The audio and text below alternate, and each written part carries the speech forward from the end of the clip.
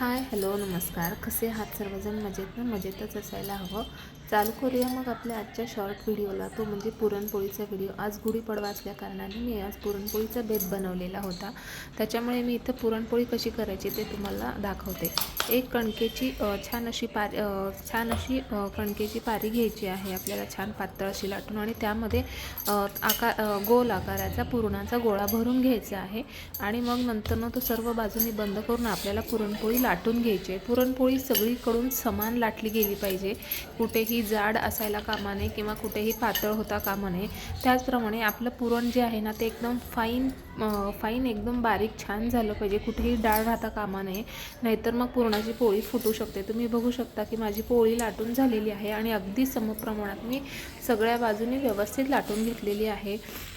गॅसवरती तवा गरम करायला ठेवला होता मी, कारण याच्या आधी 2 ते 3 पोळ्या झालेल्या आहेत माझ्या. शूट करायचं विसरले म्हणून आता करते.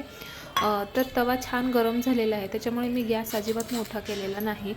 नंतर आपण पुरणपोळीला वरून थोडंसं तेल लावून घेणार आहोत आणि नंतर ती छान प्रकारे पलटून घ्यायची आहे, जसं की व्हिडिओमध्ये तुम्ही बघताय. आणि मग नंतर ज्या वेळेला पहिली बाजू आपली छान प्रकारे भाजून होते ना पुरणपोळीची, नंतर आपण परत दुसऱ्या बाजूला, म्हणजे जी वरची बाजू आहे त्याला तेल लावून घ्यायचं आहे आणि मग आपण अशी छान पोळी पलटून घ्यायची आहे. तर खूप छान लागते, रुचकर आहे. गुढीपाडवा स्पेशल असल्यामुळे आज पुरणपोळीचा बेत हमखास सगळ्यांच्याच घरात ऑलमोस्ट असणार आहे, हे मला माहिती आहे. तर दोन्ही बाजूनी छान अशी आपली पुरणाची पोळी भाजून रेडी आहे.